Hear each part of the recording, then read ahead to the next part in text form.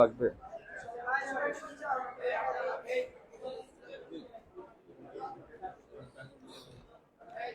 বেটা কোনো আওয়াজ হবে না। أعوذ بالله من الشيطان الرجيم.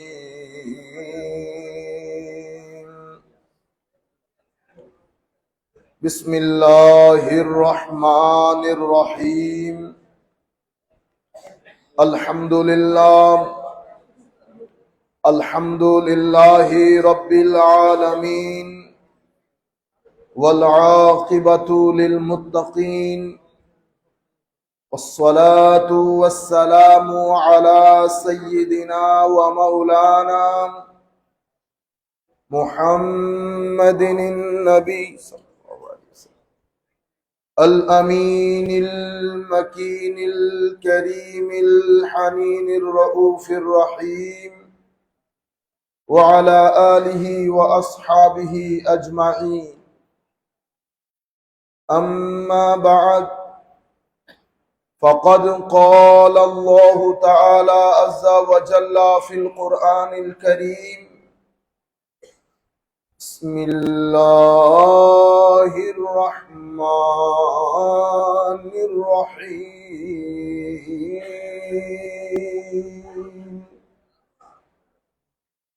إن الله وملائكته يصلون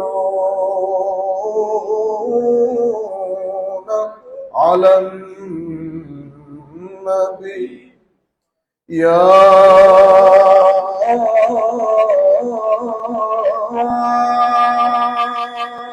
أيها الذين آمنوا صلوا عليه وسلموا تسليما. صلاة يا رسول الله عليكم، سلام يا حبيب الله عليكم. दिल है वो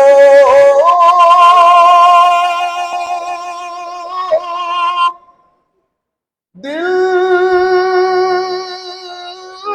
जो तेरे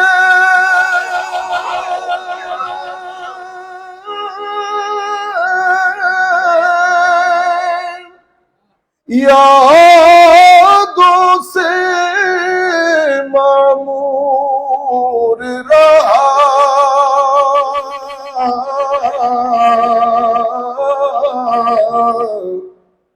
सर है वो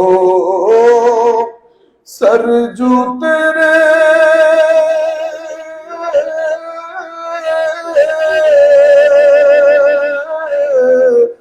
कदमों पे कुर्बान गया। सलात या रसूल अल्लाह अलैकुम, सलाम या हबीब अल्लाह अलैकुम। आज ले उनकी पाना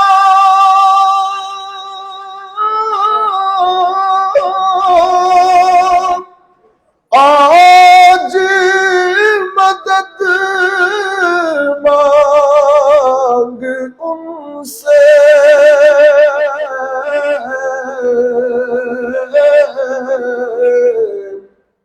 फिर न मानेंगे कयामत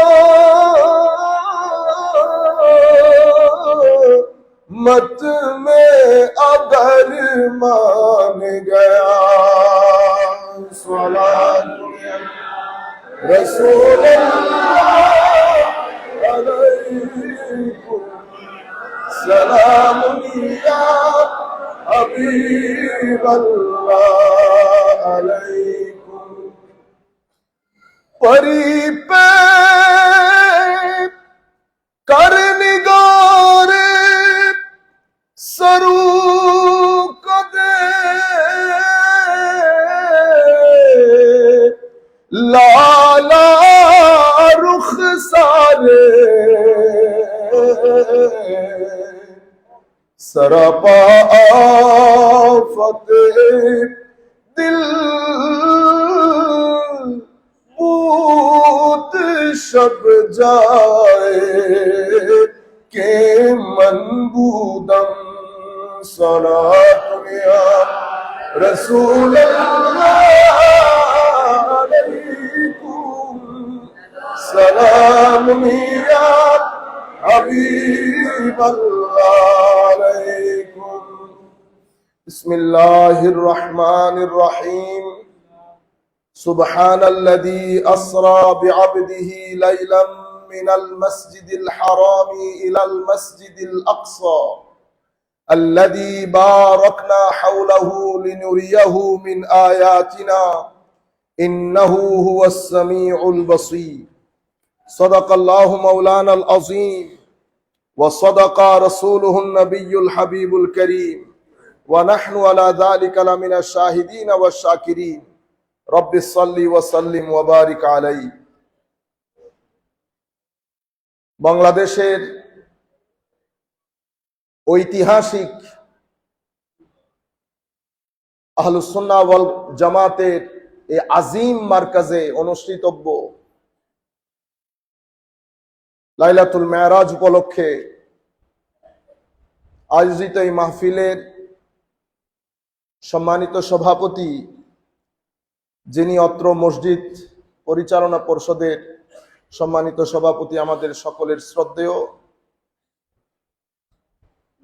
সম্মানিত উলামায়ে কেরাম, সম্মানিত মুসল্লিয়ানে কেরাম, বিশেষ করে দূর দূরান্ত থেকে অসংখ্য মানুষ, আমি জানি পৃথিবীর বিভিন্ন দেশে বসে আপনারা শুনছেন, যারা যেখান থেকে বসে শুনছেন, আমরা সকলের প্রতি সশ্রদ্ধ সালাম রাখছি। আসসালামু আলাইকুম ওয়া রাহমাতুল্লাহি তাআলা ওয়া বারাকাতুহু। আমরা আজকে এই দিনে সশ্রদ্ধ চিত্তে বিনয়ের সাথে স্মরণ করছি আমাদের প্রাণের স্পন্দন, সত্যিকার অর্থে আহলুস সুন্নাত ওয়াল জামাতের অঙ্গনে যাকে আমরা বলি না, মানে আলেম বাগ। আমি যার কথা বলছি আপনারা বুঝতে পেরেছেন, হুজুর আল্লামা আব্দুল জলিল শাহ রহমতুল্লাহি আলাইহি। আমরা সবাই দোয়া করি মাওলাই করিম হুজুরকে রফে দারাজাত দান করুন। হুজুর থাকলে হয়তো আমাদের মতো গরিবরা এইভাবে বসে কথা বলতো না কোনোদিন। আমি আমাদের গৌসিয়া কমিটির সমস্ত ভাইদেরকে, যারা বাগে সিরি কোর্টের খেদমত করেন, তাদের প্রতিও শ্রদ্ধা নিবেদন করছি আমাদের যুব সেনা, ছাত্র সেনার ভাইদেরকে। আল্লাহ রাব্বুল আলামিনের দরবারে দোয়া করি মাওলাই করিম আমাদের সবাইকে আল্লাহ আল্লাহ রসুল সন্তুষ্ট হন মতে করে খেদমতের তৌফিক দান করুন। সম্মানিত উপস্থিতি, সময় যেহেতু অনেক কম, আমরা আমাদের মূল আলোচনায় চলে যাই। আমরা পবিত্র কোরআনের যে আয়াত পড়েছি সেটা আপনারা দেখে শুনে বড় হয়েছেন। মেরাজ সংক্রান্ত আলোচনা পবিত্র কোরআনের মধ্যে টোটাল 3টা জায়গায় এসেছে। আমি যে আয়াত পড়েছি সেখানে সংক্ষিপ্ত আকারে এসেছে, সূরা নজমের মধ্যে বিস্তারিত এসেছে। আবার সূরা বনী ইসরাইলের আমি যে আয়াতগুলা পড়েছি তার কিছু পরে আরো একটা আয়াতের মধ্যে আল্লাহ মেরাজের একটা ইশারা দিয়েছেন। আমরা সেদিকে পরে আসি। মনে রাখবেন, যখন আল্লাহ কোন নবী রসুল পাঠান, অথবা আমাদের নবীকে যখন আল্লাহ পাঠিয়েছেন, তো আমার নবী যখন বড় হতে শুরু করেছেন এবং নবুয়তের প্রকাশ করেছেন, সেই সময় মক্কায় যত ধরনের জ্ঞানী গুণীজন বসবাস করতেন, দার্শনিক বসবাস করতেন তখনকার সময়ের নিয়ম অনুযায়ী। কেউ দার্শনিক ছিলেন, কেউ সায়েন্টিস্ট ছিলেন, কেউ কনসালটেন্ট ছিলেন, কেউ অর্থনীতি ভালো বুঝতেন, কেউ সমরবিদ্যা ভালো বুঝতেন। আপনি গণতে থাকেন, আপনি গণতে থাকেন। তো নবীদের একটা বিশেষত্ব হচ্ছে, নবীকে আল্লাহ এমন ভাবে তৈরি করেন, সামগ্রিক দিক থেকে ইকুইপড করেন নবীকে, যেন নবী সেই সময়ে অ্যাভেইলেবল যত বিশেষজ্ঞ আছেন সমস্ত বিশেষজ্ঞের উপর বাঘ হিসেবে যেন দাঁড়াতে পারে। তো নবীকে যদি নবীর এই বিষয়টা স্থানীয়ভাবে যারা থাকেন তাদের জন্য যদি চ্যালেঞ্জিং না হয়, তাহলে তো 2 মিনিটে নবীর নবুয়ত উড়িয়ে দেবেন। দার্শনিক বলবে আপনার দর্শন বুঝে আসে না, বৈজ্ঞানিক বলবে আপনি বিজ্ঞান বুঝেন না, সমরনীতিবিদ যারা আছেন ওনারা বলবেন আপনি সমরনীতি বুঝেন না। সেই কারণে নবীদেরকে 2টা প্রধান জিনিস দেওয়া হয়, এটা নবীদের অস্ত্র, মেইন অস্ত্র। একটা হচ্ছে নবীর চরিত্র, আর একটা হচ্ছে নবীর জ্ঞান। এই 2টা ক্ষেত্রে নবীকে এত আজিম বানানো হয়, এবং আমাদের নবী এত আজিম ছিলেন। বেটা আপনাদের মাইক কি ডিস্টার্ব করছে?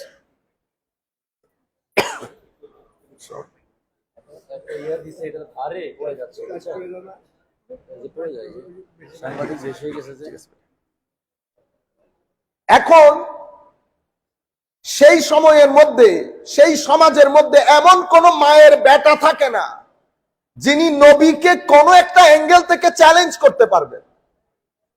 কারণ আপনি যদি বলেন নবী ABCD জানতো না, তাইলে আমি বলবো ইন্না লিল্লাহ পড়েন। কি পড়েন? নবী ABCD যদি না জানতো, তো যেই সময়ে আমার নবী নবুয়তের বই প্রকাশ করেছেন, নিজেকে নবী বলে প্রকাশ করেছেন, আরবের জ্ঞানী গুণীজন তো আমার নবীকে 2 মিনিট দাঁড়াতে দিতেন না। কিন্তু কেউ আমার নবীর চৌহদ্দির ভিতরে ঢুকতে পারে নাই। এক একজন এক এক প্রশ্ন নিয়ে আসতো। বলেন দেখি জুলকরনাইন কে ছিল? ও জুলকরনাইন কে ছিল, এটা আমি কি করবো এটা দিয়ে? আরেকজন এসে বলে, বলেন দেখি গর্তের মধ্যে যে কিছু যুবক আশ্রয় নিয়েছিল সেই সম্পর্কে আমাদেরকে কিছু বলেন। আরেকজন এসে বলে মায়ের পেটে সন্তান ছেলে কখন হয়, মেয়ে কখন হয়। এক একজনের এক এক প্রশ্ন। আজীব বিষয় কি জানেন? ধরতির মধ্যে, আমি এখন যেটা বলবো এটাকে স্টেটমেন্ট আকারে বলবো, আল্লাহর ধরতির মধ্যে পৃথিবীর ইতিহাসে কখনো এমন ঘটনা ইতোপূর্বে ঘটে নাই যে এক ব্যক্তির দরবারে সকল প্রশ্নকারীর প্রশ্নের উত্তর দেওয়া হয়েছে। ইভেন আরেকজনের উটে কাজ করে না, আমার নবী বলছে উটে কাজ করে না, তো আমি কি করব? আমার নবী ওইটাও বলেন নাই। দেখি চলো উটের কাছে, আমার নবী উটের কাছেও গেছেন। আপনারা বুঝতে পারছেন, ধরতির মধ্যে এক ব্যক্তি আমার নবী, কিন্তু নবীদের শান, ভদ্র লোকের শান হচ্ছে নিজেকে ছোট করে উপস্থাপন করা। এটা আমার নবীর শানে আব্দিয়ত। বুঝতে পেরেছেন? মানুষ অহংকার করে কখন? যখন ভিতরে কোনো কিছু থাকে না। যিনি ভদ্র হন, পারিবারিকভাবে ঐতিহ্যবাহী হন, ওনার একটা বড় বৈশিষ্ট্য হচ্ছে উনি নিজেকে ছোট করে উপস্থাপন করবেন। এখন আমি আপনাদেরকে একটা মেসেজ দেই, এটা কখনো কারোর সাথে পরিচিত হওয়ার সময় নিজের টাইটেল উল্লেখ করবেন না। পরিচয় দিবেন আমি অমুক। পরবর্তীতে পরিচয় যখন সামনের দিকে এগোতে থাকবে তখন অটোমেটিক্যালি পরিচিত হয়ে যাবে। আপনারা বুঝতে পেরেছেন? আমি যে জিনিসটা আপনাদেরকে বুঝাতে চাচ্ছি, আমার নবী এত আজিম এল, কত এল? আপনি কি এখন ফিতা টেপ দিয়ে মাপতে যাবেন? আমি বলি আপনি মাপেন। আমার নবী, আল্লাহ বলছেন হাবিব লিস্ট করেন কি কি জানেন না।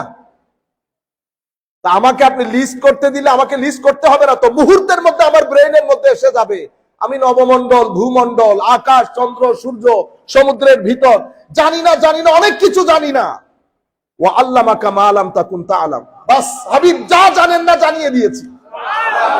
শুধু জানাই না, এমন জানানি জানিয়েছি, ওয়া কানা ফাদলুল্লাহি আলাইকা আযীমা, এমন জানানি জানিয়েছি যেটার কোনো সীমা পরিসীমা আমি রাখি নাই।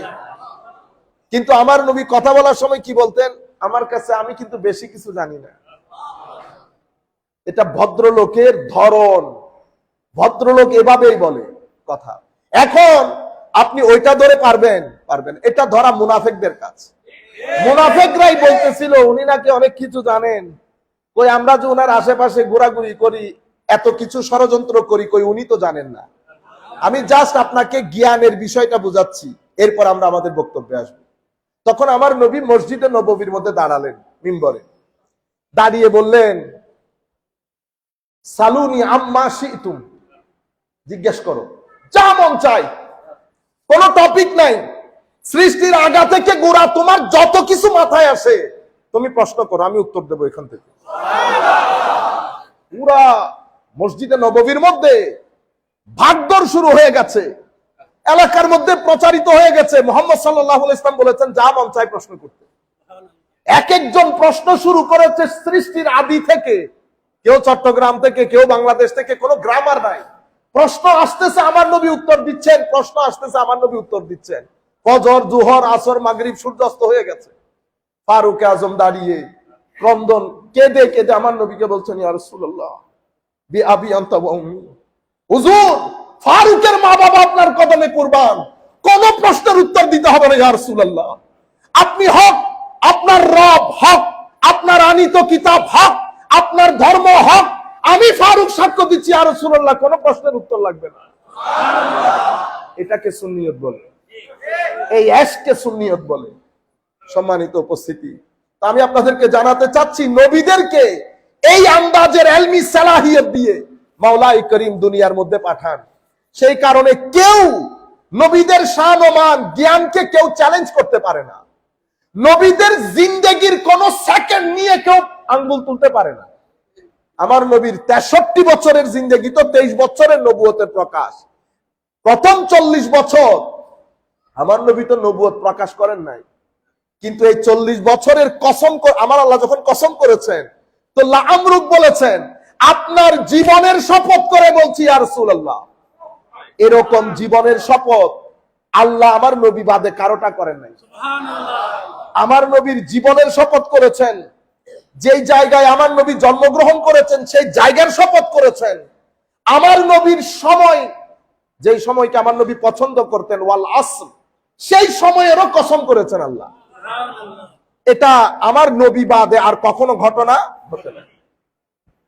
তো আমার নবী সাল্লাল্লাহু আলাইহি ওয়াসাল্লামের যখন পুরা জিন্দেগির শপথ করেছেন, তো 40 বছর সহ ওখানে আছে না, এখানে আমার নবীর জীবনের প্রতিটা সেকেন্ড আমার আল্লাহ কসম করেছেন।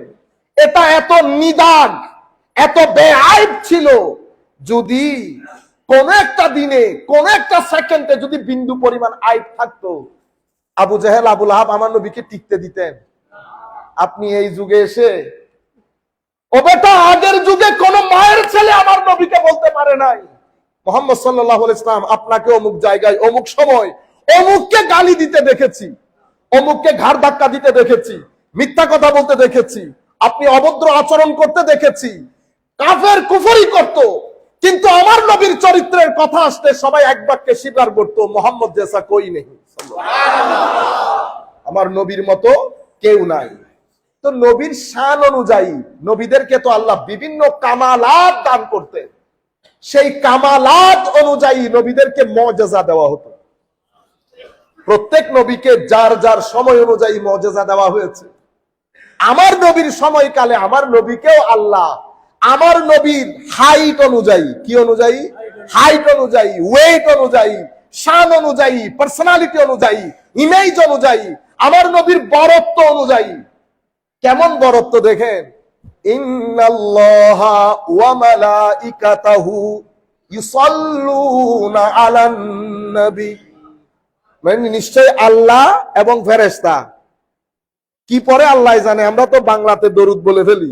সালাত মানি তো শুধু দরুদ না, লিসানুল আরব, এখানে উলামায়ে কেরাম যারা আছেন তারা জানবেন, লিসানুল আরবের মধ্যে এটা প্রায় 19 খণ্ড 18 খণ্ডের। আপনি সালাত অধ্যায়ের মধ্যে গেলে সালাত শব্দের কত অর্থ সেখানে আপনি পাবেন। কিন্তু আমি আপনাদেরকে বলতে চাচ্ছি, নবীর মহানত্ব দেখেন। আমাদেরকে বলছে আমার আল্লাহ, আমিও পড়ি তোমরাও পড়ো। কি পড়বো? আল্লাহ সালাত, দরুদ, সালাম। কিন্তু আমরা পড়ার সময় কিভাবে পড়ি? আল্লাহুম্মা ওমা।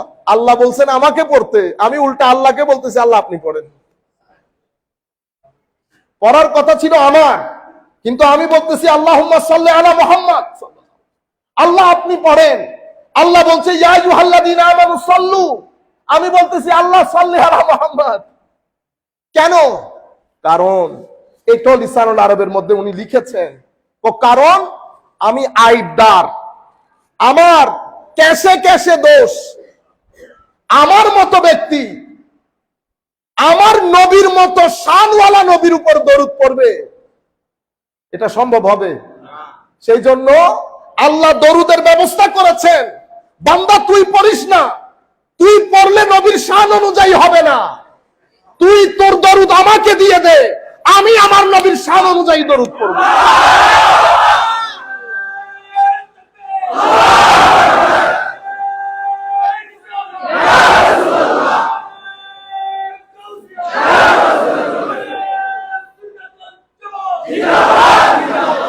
সম্মানিত উপস্থিতি, এটা তো এক জায়গা। অন্য জায়গার মধ্যে দরুদ এবং সালাম আল্লাহর হুকুমের, কোরআনে পাকে আল্লাহর হুকুমের কোনো শেষ নাই। এটা করবেন, এটা করবেন না, নামাজ পড়বেন, হজ, এটা সব হুকমে ইলাহি। কিন্তু কোনটা সুন্নতে ইলাহি না। হুকমে ইলাহি অ্যাজ ওয়েল এজ সুন্নতে ইলাহি হচ্ছে দরুদ শরীফ। আমি পড়ি তোমরাও পড়ো। আর একটা আল্লাহর ওলিদের মহব্বত, আমি করি তোমরাও করো, এটা হুকমে ইলাহি, এটা সুন্নতে ইলাহিও। এখন তো আমরা বেশি দরুদ পড়ি। এখন আমি আপনাদেরকে একটা প্রশ্ন করব, উত্তর আপনারা নিয়ে ঘরে চলে যাবেন। আল্লাহ যেই কাজ করে সেটা ফজিলতপূর্ণ না আমি যে কাজ করব সেটা ফজিলতপূর্ণ? তো আমি পড়ি নামাজ, আল্লাহ পড়ে দরুদ। আমি পড়ি নামাজ, আল্লাহ পড়ে দরুদ। উত্তর আপনার। আমি আপনাদেরকে বুঝাতে চাচ্ছি, নবীর হাইট অনুযায়ী আল্লাহ নবীদেরকে মুজিজা দান করেন।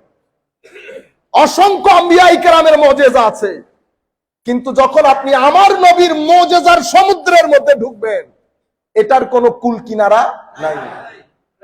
আল্লাহ তো আল্লাহ স্রষ্টা, কিন্তু আল্লাহর হাবিবকে আল্লাহ কি পরিমাণ মহব্বত করতেন, মানে মনে হয় বানিয়ে বানিয়ে নিজে দিয়েছেন। এটা আমার নবীর মুজিজা, এটা আমার নবীর মুজিজা। আল্লাহর নবীর মুজিজার মধ্যে আযীম মুজিজা হচ্ছে কোরআনে পাক। আমি মুসা নবীর মুজিজা নিয়ে যদি এখন পৃথিবীর কোন জায়গায় যাই, সবাই আমাকে বলবে ভাই এই মুজিজা আপনি ঘটানোর সময় ছিলেন? না, ছিলাম না। ঘটতে দেখেছেন? না, দেখি নাই। তো যারা দেখেছে তাদের জন্য মুজিজা, আপনি লাফাচ্ছেন কেন? আপনি আর কোনো কথা বলতে পারবেন ওখানে? ঈসা আলাইহিস সালামের মুজিজা আমি যদি অক্সফোর্ড ইউনিভার্সিটিতে গিয়ে বলি, উনি যদি আমাকে জিজ্ঞেস করেন যে বলেন দেখি ঈসা নবী কেন, why I should accept Isa as a prophet, আমি কেন ঈসা আলাইহিস সালামকে নবী হিসেবে মেনে নেব, তা আমি ওনার মুজিজাগুলো উল্লেখ করব। তখন উনি আমাকে বলবেন না, মুজিজাগুলো ঘটানোর সময় আপনি ছিলেন? তা আমি তো ছিলাম না। আপনি না থেকে আপনি এখন এগুলা নিয়ে আসছেন কেন? এটা যখন ঘটেছে যারা দেখেছে তাদের জন্য মুজিজা, আপনার জন্য তো মুজিজা না, because you haven't experienced, you haven't seen it happening. সমস্ত নবীদের মুজিজা এই জায়গায়, সমস্ত ধর্ম আটকে গেছে এই জায়গায়, নিজেকে প্রকাশ করতে পারছে না। মানে আপনি কেন সত্য ধর্ম, এটা কোন ধর্ম জাতিকে কনভিন্স করতে পারছে না। পিছন থেকে একজন কোরআন হাতে নিয়ে সামনের দিকে আসছে, মুখের মধ্যে একটা কথা, এ আমার ধর্ম ইসলাম এবং আমার কিতাবের নাম কোরআন, পারলে ঠেকা, পারলে ঠেকা। খুঁজতে খুঁজতে জীর্ণ শীর্ণ পাঞ্জাবির লোক নাসার মধ্যে ঢুকে গেছে। আপনার নবী যে নবী প্রমাণ কি? আমি দিলাম কোরআন, দে এখানে কোরআনে পাক আছে, কোরআনে পাক। আমার নবী কেন নবী সেটা কোরআনের মধ্যে আছে। তো কোরআনকে আমি কেন বিশ্বাস করব? উনি প্রশ্ন করবেন না, মানে কোরআনকে কেন আমি বিশ্বাস, এটা তো আপনার কিতাব। তো আমি ওনাকে জিজ্ঞেস করব, আমাদের কোরআনকে বিশ্বাস করার মতো। আমি এখানে আরেকটা পয়েন্ট আপনাদেরকে বলে ফেলি। মেরাজ শুরু হয়েছে মসজিদে হারাম থেকে আকসা পর্যন্ত, এটা প্রথম সফর, ঠিক না? কিন্তু মেরাজ তো আল্লাহ উপরে নিয়ে যাবেন। আল্লাহ এই কাজ কেন করলেন? মানে মসজিদে হারাম থেকে আকসা পর্যন্ত, এটাকে প্রথম এপিসোড এই জায়গা থেকে কেন করলেন? এটা একটা প্রশ্ন না আমার ভাইরা? মনে রাখবেন, যদি মেরাজ উপর থেকে শুধু নিয়ে যাইতো আকসা থেকে সরাসরি, তো কোনো মানুষ এটাকে ভেরিফাই করতে পারতো না। কারণ ঘুমের মধ্যে অন্ধকারে কি ঘটেছে আমি তো দেখি না, আমি তো ভেরিফাই করতে পারছি না। তো আমার আল্লাহ কি করলেন? মেরাজকে দুই ভাগে ভাগ করলেন, একটা ফিজিক্যাল, একটা স্পিরিচুয়াল। একটা ফিজিক্যাল আর একটা স্পিরিচুয়াল। আমার আল্লাহ বলছেন আকসার পরে কি ঘটনা ঘটেছে এটা তোমরা ভেরিফাই করতে পারবা না, সুতরাং আমি তোমাদেরকে ওই কষ্টের মধ্যে ফেলিও নাই। আমি মেরাজের একটা ডাইমেনশনকে ফিজিক্যাল করেছি, সেটা হারাম থেকে আকসা পর্যন্ত। মক্কায়ে মুআজ্জামা যেহেতু trade centre, national international trade centre ছিল, সবাই আসা যাওয়া করত। আবার ইহুদি নাসারারা মসজিদে আকসার মধ্যে জেরুজালেমও আসা যাওয়া ছিল। মোটামুটি এগুলার রুট, আশপাশ সবকিছু সম্পর্কে এদের একটা অভিজ্ঞতা ছিল। তো আমার নবী যখন উপরের কথা বলছে, তো তারা আর উপরের দিকে যাচ্ছে না, কারণ উপরকে তো ভেরিফাই করতে পারবে না। কেউ কি বলতে পারবে ও আচ্ছা আমি উপরে গেছিলাম, বলেন দেখি মাঝামাঝখানে কি আছে, তার উপরে কি আছে? No space. তারা ধরেছে এখানে, ও আপনি হারাম থেকে আকসা গেছেন, তাইলে আসেন ঘটনা বলেন দেখি, ওই এখানে জানালা কয়টা, দরজা কয়টা? আমাদের যে কিছু কাফেলা গেছে, সেই কাফেলা গুলা কখন কখন পৌঁছাবে এগুলা বলেন। তারা ওই আকসা সিদরাতুল মুনতাহা নিয়ে তাদের তো কোনো ইন্টারেস্ট নাই, কারণ এটা ভেরিফাই করার মতো তাদের কাছে তো কোনো এক্সপিরিয়েন্স নাই। এই কারণে আল্লাহ মেরাজের প্রথম পার্টটাকে ফিজিক্যাল করেছেন, কারণ মেটাফিজিক্যাল পার্ট আপনি ভেরিফাই করতে পারবেন না। আমার আল্লাহ ফিজিক্যাল পার্ট করে পুরা পৃথিবীর মেধাকে মেধা শূন্য করেছেন। কারণ এটা যদি আপনি মেনে নেন, ভেরিফাই করে যদি জানতে পারেন যে এটা হক, তো পরেরটা তো আপনাকে মেনে নেওয়া ছাড়া অন্য কোনো গত্যন্তর নাই। এটা তো ফিজিক্যালি ভেরিফাই করতে পারবেন, ওইটা ভেরিফিকেশন সম্ভব না। তো তারা, আমার নবী বলছেন আমি এম্বারেসমেন্ট সিচুয়েশনে পড়ে গেছি, আমি আসলাম, আমাকে দাঁড় করিয়ে তারা বলেন দেখি স্পিড ব্রেকার কয়টা আছে, এ রাস্তা চিকন না মোটা, জানালা কয়টা, দরজা কয়টা, এমন এমন প্রশ্ন। আমি তো এম্বারেসড হয়ে গেছি। আমি ভিতর থেকে নার্ভাস হওয়ার দের আমার আল্লাহ পুরো মসজিদে আকসা তুলে আমার সামনে তুলে ধরে। তারা প্রশ্ন করছে, আমি দেখে দেখে উত্তর দিচ্ছি, জিজ্ঞাবার জানালা কয়টা, আমি দেখতেছি 1 2 3 4 5 6, বেটা 6টা। ও দরজা কয়টা, একটা দুইটা তিনটা, তিনটা। তারা বলে কেন তাকাই, এদিক সেদিক তাকাইতেছে, এদিক সেদিক তাকাইতেছে, পাগল হয়ে আবু বকর সিদ্দিকের কাছে গেছে। যখন তারা পাজলড হয়ে গেছে, কিং কর্তব্য বিমূঢ়, আপনার কাছে অন্য কোনো অপশন নাই, আপনি প্রশ্ন করে পার পাচ্ছেন না, শেষে প্রশ্ন করতেছে কি দেখেন, তো আমাদের 3টা কাফেলা ব্যাক করতেছে, দেখছেন? জি দেখছি। বলেন তো দেখি এই কাফেলা কখন আসবে? ও তোদের কাফেলা কখন আসবে এটা আমার নবী হিসাব করতে গেছে। এখান থেকে একটা গুরুত্বপূর্ণ মেসেজ আপনাদেরকে দেব। আমার নবী বলছে তোমাদের এক কাফেলা সকালবেলা সূর্যোদয়ের সময়, আরেক কাফেলা মিড ডেতে আসবে, আরেক কাফেলা সূর্যাস্তের সময় আসবে। এখন এখানে মাইন্ডসেট দুইটা, একটা সাহাবিয়তের মাইন্ডসেট আবু বকর, উমর, উসমান ও আলী, আরেকটা আবু লাহাব, আবু জাহালদের মাইন্ডসেট। এই মাইন্ডসেটের লোক ঘরে গিয়ে বসে চিন্তা করতেছে কালকের দিন কোন রকম যদি মুহাম্মদের কথা মিথ্যা প্রতিপন্ন হয় সাল্লাল্লাহু আলাইহি ওয়াসাল্লাম, তাহলে তো খবর আছে। দেখছেন মাইন্ডসেট। আর এই ঘরের মধ্যে খুশিতে আত্মহারা যে কালকের দিন হবে, আসমানের নিচে জমিনের উপরে পৃথিবীবাসী দেখবে আমার হাবিবের জবান থেকে কথা যেটা বের হয়েছে বিন্দু পরিমাণ সেটা ইদার উদার হবে না। আবু বকরের ঘুম নাই শানে মুস্তাফা দেখার জন্য, আর আবু জেহেল আবু লাহাবের ঘুম নাই আমার নবীর হেরে যাওয়া দেখার জন্য। পারে নাই, মুখস্থ জানে না। বুঝতে পেরেছেন আপনারা? তারপরের দিন সূর্যোদয়টা সূর্যোদয়ের সময় চলে এসেছে, মিড ডেটা মিড ডের সময় চলে এসেছে, সূর্যাস্তেরটা একটু আসতে লেট করেছে কোনো কারণে। আবু জাহাল আবু লাহাবের ওখানে খুশিতে আত্মহারা, তারা ভুলে গেছে এটা আল্লাহর হাবিব, এটা আল্লাহর হাবিব। আমার আল্লাহ দিনকে বলেন তুই আর একটু লম্বা হয়ে যা, কাফেলা আসতে দে, আমার নবীর জবানের কথা যেন মিথ্যা না হয়। এটা বলার পরে বেশ কিছুদিন আগের কথা, আমাদের এক ভাই হাদিসের সনদ দেন, অমুক দেন। আমি বললাম আমি কোন মুহাদ্দিস মুফতি না রে ভাই, আমি খুব সাধারণ মানুষ। আমি আপনাকে একটা কথা বলি। কি কথা? বনি ইসরাইলের যেই ব্যক্তি, বনি ইসরাইলের যেই ব্যক্তি 99টা খুন করেছে না, অতঃপর আরেকটা খুন করে 100 ফুলফিল করে নাই, তো সেই ব্যক্তি যখন তওবা করে আল্লাহর ওই ওলির দেখানো রাস্তা অনুযায়ী উনি দ্বিতীয় আরেকটা গ্রামে চলে যাচ্ছে, রাস্তার মধ্যে তার মৃত্যু হয়। আযাবের ফেরেশতা বলতেছে এটা আমার, 100 জন হত্যা করেছে। রহমতের ফেরেশতা বলতেছে আমার, 100 জন হত্যা করলেও তওবা করেছে। এখন দুইজনের মধ্যে সিদ্ধান্ত হলো যে তওবার দিক থেকে যদি জমিন বড় হয় তাইলে তোমাদের, আর যদি ছোট হয় তাইলে আমাদের। আমার আল্লাহ জমিনকে বলেছে ফিতা টেপ দিয়ে মাপার আগে তুই বাদ। তো একজন সিম্পল মানুষের তওবা কবুল করে জমিন যদি বাড়িয়ে দিতে পারে, আল্লাহর রাসূলের শান বাড়ার জন্য আল্লাহ দিন বাড়াইতে পারে না? এই ইতোপূর্বে সূর্য নিয়ে এসেছে, বেটা সূর্য আয় ফেরতাই, সূর্য ফেরতাই। নবী আসর পড়ে নাই, নবী আসর পড়ে নাই। আমার নবীর আসরের জন্য আল্লাহ অস্তমিত সূর্যকে ফেরত দিয়েছে। এটা আমার নবীর শানে মাহবুবিয়ত, এটা আমার নবীর শানে এত শান তুলে দিয়েছে আল্লাহ। তো আমার নবী ছোট হয়ে থাকতে আমি কিছু জানি না, আমি কিছু জানি না মাওলা, আমি আল্লাহর দরবারে একদম সাধারণ একজন মানুষ। তা আপনি সাধারণ মানুষ বলতে পারবেন না?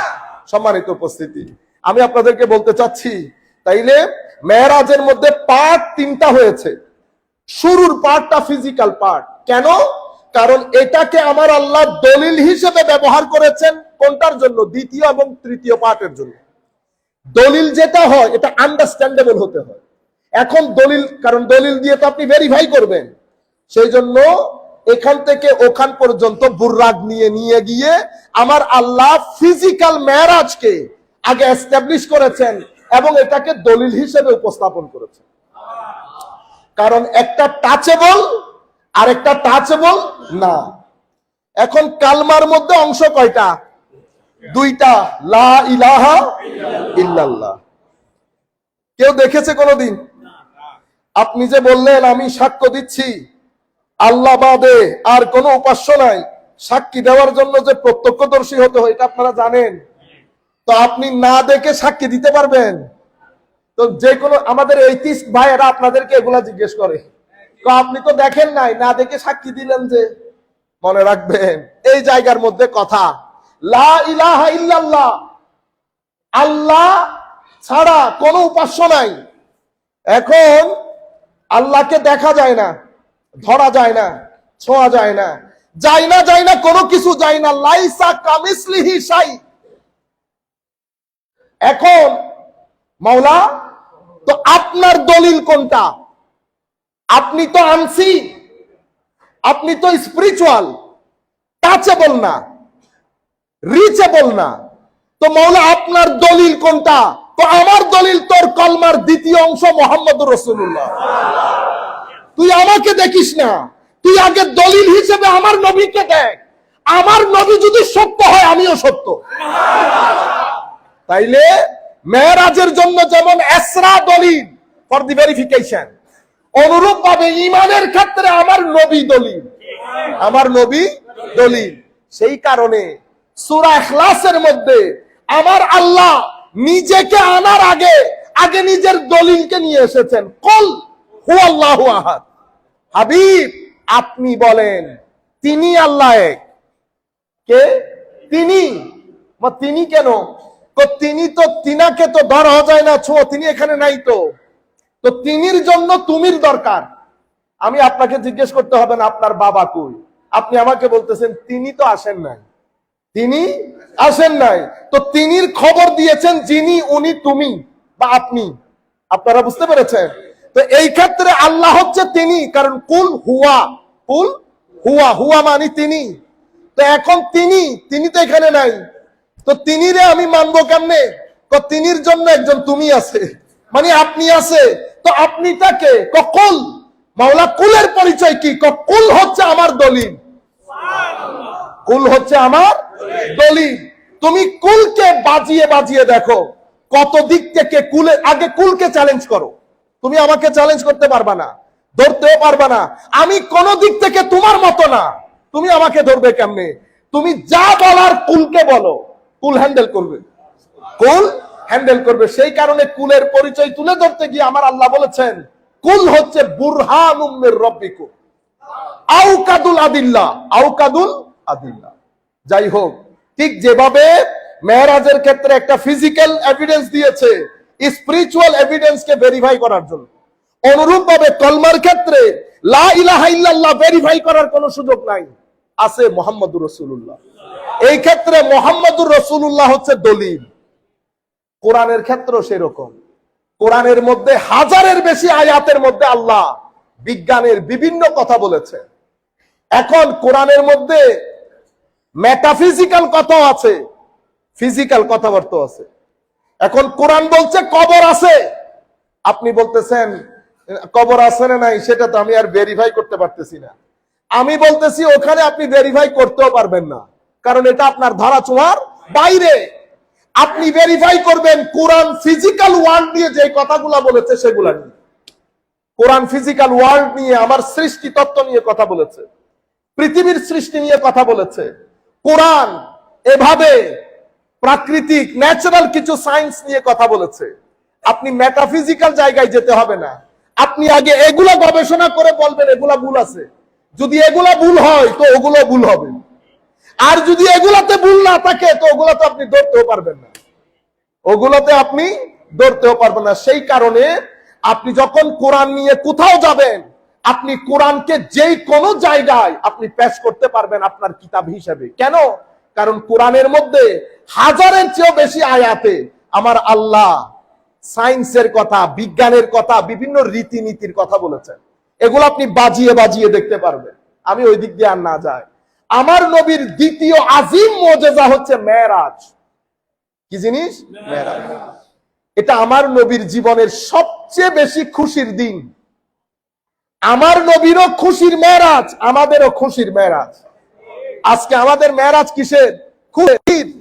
কারণ এটা আমার নবীর জীবনে অসাধারণ একটা দিন, আমার নবীর জীবনে অসাধারণ একটা দিন।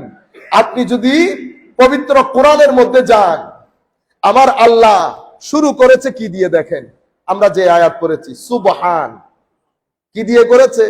সুবহান। সুবহান মানে আমার আল্লাহ নিজে আপনাদের সবাইকে একটা মেসেজ দিয়ে দিয়েছে। মেসেজটা হচ্ছে যেই ঘটনা আমার নবীর জীবনে ঘটেছে এটা অতীব আশ্চর্যজনক ঘটনা, নাম্বার 1। নাম্বার 2 হচ্ছে সুবহান, আমি পুত পবিত্র, আমি পুত পবিত্র। কেন? কারণ এখানে নবী আমার সাথে দেখা করতে এসেছে, সাক্ষাৎ হয়েছে, নিকটে এসেছে। তুমি আবার আমাকে শরীরের ভিতরে আবদ্ধ করে ফেলিও না। এই জন্য আল্লাহ আগ থেকে নিজেকে পরিষ্কার করে নিয়েছেন। সুবহান। সুবহান কেন বলেছেন? উম্মতে মুসলিমার মধ্যে আল্লাহ রাব্বুল আলামিন নিয়ে 3টা গ্রুপ আছে। কয়টা গ্রুপ? 3টা। একটাকে আমরা বলি আসহাবুত তানজিহ, একটাকে বলি তাসবিহ, একটাকে বলি তাজসিম। কয়টা হলো? 3টা। আসহাবুত তানজিহ আহলুস সুন্নাত ওয়াল জামাআহ, সেদিন থেকে 1300 বছর ধরে উম্মতে মুসলিমার বেশিরভাগ লোক যারা আকীদায়ে আহলে সুন্নাতে ওয়াল জামা, তাদের আকীদা হচ্ছে আমার আল্লাহর কোনো মত নাই, শরীর নাই, স্থান নাই, সময় নাই। আমার আল্লাহর জীবনে কোনো জানুয়ারি ফেব্রুয়ারি নাই।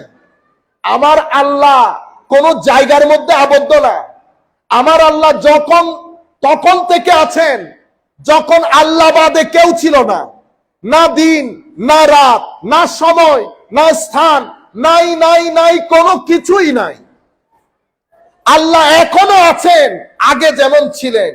আমার আল্লাহর কোনো শুরু নাই, আমার আল্লাহর কোনো শেষ নাই, আমার আল্লাহর কোনো দিন নাই, আমার আল্লাহর কোনো রাত নাই, কোনো সময় নাই, আকৃতি নাই, প্রকৃতি নাই, গঠন নাই। আপনি হাত দিয়ে যেমন ধরতে পারবেন না, আপনার মনের কোন যুক্তি দিয়ে আপনি আল্লাহকে ধরতে পারবেন না। সুবহান, কি বলেছে? সুবহান, আমি অতীব পবিত্র। কারণ ঘটনা যেটা ঘটছে, এখানে সাক্ষাৎ হয়েছে, নৈকট্য হয়েছে, একজনের সাথে আরেকজনের দিদার হয়েছে। ও বান্দা, আবার এই কাজ করে বসিস না। শানে মুহাম্মাদি তুলে ধরতে গিয়ে আবার আমাকে নিয়ে শরীরের ভিতরে ঢুকাই দিস না। সুবহান। উম্মতে মুহাম্মাদির কিছু লোক শেখ ইবনে তাইমিয়াকে আমরা যেই কারণে মানি না, আপনারা বুঝতে পেরেছেন? কারণ উনি শরীরবাদী আকীদা রাখেন। কি আকীদা? শরীরবাদী আকীদা। সৌদি আরবের ইবনে বাজ বলেন, ওনাদের একটা চ্যানেল আছে, ওই চ্যানেলের মধ্যে যুবকদেরকে বলছি, এটা বাংলার আনাচে কানাচে রন্ধ্রে রন্ধ্রে ছড়ানো হচ্ছে আল্লাহ আরশে আছেন, আল্লাহ নিচে নামেন, আল্লাহর হাত আছে। আমাদের শেখ ইবনে বাজ তো যেতে যেতে এতটুকুন গেছেন, হাত নাকি একদম আমাদের মতো। নাউজুবিল্লাহ। এদেরকে আমরা বলি আসহাবুত তাজসিম, শরীরবাদী আকীদায় বিশ্বাসী লোক, যারা আল্লাহকে একটা শরীরের মধ্যে আবদ্ধ করে। আরেকটাকে আমরা বলি আসহাবুত তাশবিহ। তারা কি করে? তারা আল্লাহকে আমাদের মতো, আমাদের হাতের মতো, মানে সৃষ্টির মতো করে একটা পিকচারাইজ করতে চান। আমরা এটা থেকেও পবিত্র, ওইটা থেকেও পবিত্র, সেই জন্য আমাদের নাম কি? আসহাবুত তানজিহ। আমরা আল্লাহকে সব কিছু থেকে ঊর্ধ্বে রাখি। কেন? কারণ আমার আল্লাহ বলছেন লাইসা কামিসলিহি শাই। কোন দিক থেকে, আকৃতি বলেন, প্রকৃতি বলেন, গঠন বলেন, ধরন বলেন, কোন দিক থেকে আল্লাহর কোনো মত নাই। এখন আল্লাহর তো কোনো মত নাই, তো মাওলা আপনার আনুগত্য, আপনার কথা শোনা, আপনাকে মহব্বত করা, এগুলো আমি করব কেমনে? তো সেই জন্য আমি যেহেতু লাইসা কামিসলিহি, আমার যেহেতু কোনো মিছিল নাই, আমি তোমাদের মিছিল করে একজনকে পাঠাইছি। এটা মিসলুকুম, এটা মিসলুকুম, কিন্তু ইউহা ইলাইয়া, ইউহা ইলাইয়া। মিসলুকুম মানি এটা তোমাদের সমাজে মানুষ, তবে এটা তোমাদের মতো মানুষ না। আপনারা বুঝতে পেরেছেন? এই জন্য মিসলুকুমকে কুল, হাবিব আপনি বলেন, কারণ আল্লাহ রসুল বললে আমি শুনতে পারতেছি না। হুয়া, হুয়ার তো কোনো মিছিল নাই, হুয়ার কোনো মিছিল নাই, তিনির মিছিল আছে। কিন্তু আমার নবী এই জায়গার মধ্যে আমাদের কনসেপচুয়াল ক্লারিটি করে দিয়ে গেছেন। আমার নবী যদি এই কথা না বলতেন, আজকে আমরা বড় দুঃখে পড়ে যেতাম। আল্লাহর দরবারে শুকরিয়া, আমার নবী সৌমে ভেসাল রেখেছেন, না খেয়ে না পড়ে রোজা রাখা। এটা দেখে সাহাবায়ে কেরামও রোজা রাখতে শুরু করেছে, দুর্বল হয়ে যাচ্ছে। তখন কেউ কেউ আমার নবীর দরবারে আসলেন।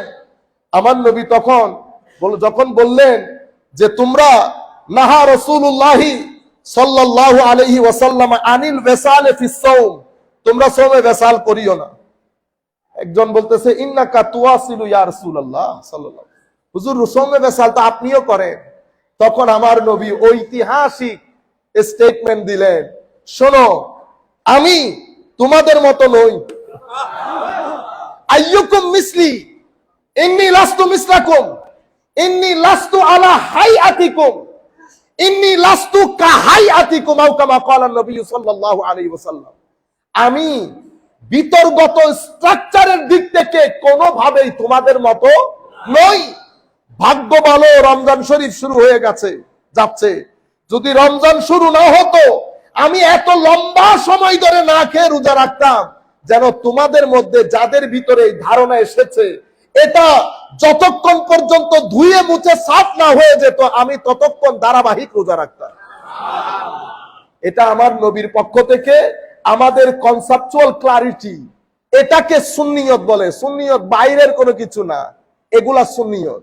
সম্মানিত উপস্থিতি, একটু দরুদ শরীফ পড়ি। আল্লাহুম্মা সাল্লি আলা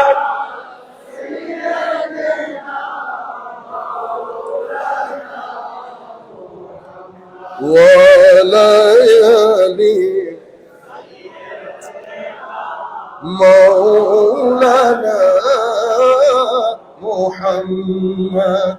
আজীব বিষয় হচ্ছে আরো কি জানেন, আমাদের এখানে এই ধরনের চিন্তা চেতনা, খারেজিয়ত মার্কা আবু জাহাল আবুল আহাবের চিন্তা সবসময় ডাউন করা।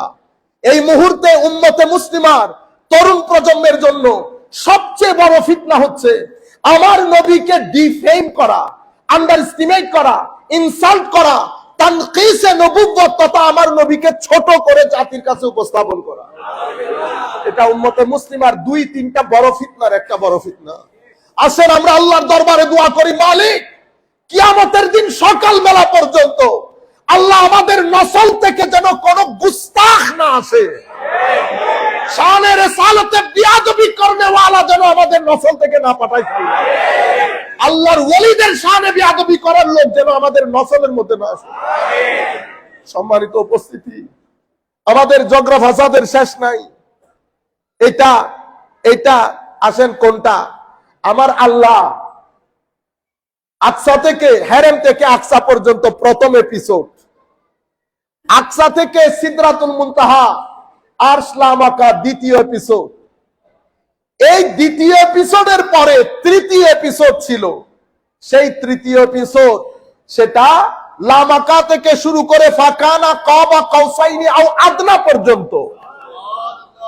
আমাদের ভাইয়েরা মেরাজের কথা বলতে ভয় করে, বলে না।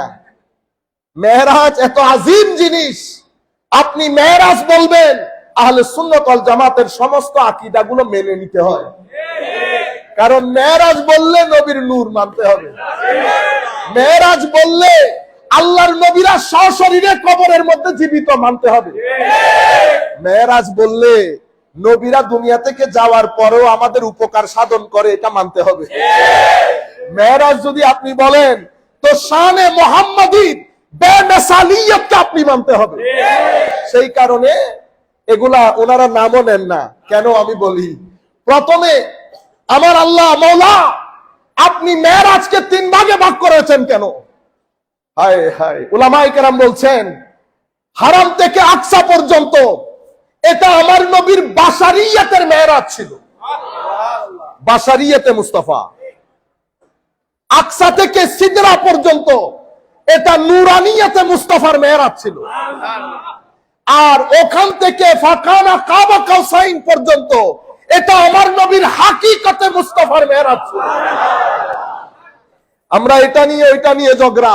আরে হাকিকতে মুহাম্মাদি না আমি জানি না আপনি জানেন, যিনি বানিয়েছেন উনি জানেন, যাকে বানানো হয়েছে তিনি জানেন। আমরা একটা এপিসোড করে দেখি সংক্ষিপ্ত আকারে। হেরেম থেকে আকসা যাচ্ছে আমার নবীর সফর, আপনারা জানেন শুধু বুররাক না, শুধু বুররাক না, আমার নবীর বাহন ব্যবহার হয়েছে কি কি দেখেন। হেরেম থেকে আকসা আমার নবীর বাহন বুররাক, আকসা থেকে সিদরা আমার নবীর বাহন মেরাজ নামক অসম্ভব সুন্দর নূরানি একটা সিঁড়ি, যেটার উপর করে আমার নবী জিবরিল আমিন সহ উপরে উঠেছে।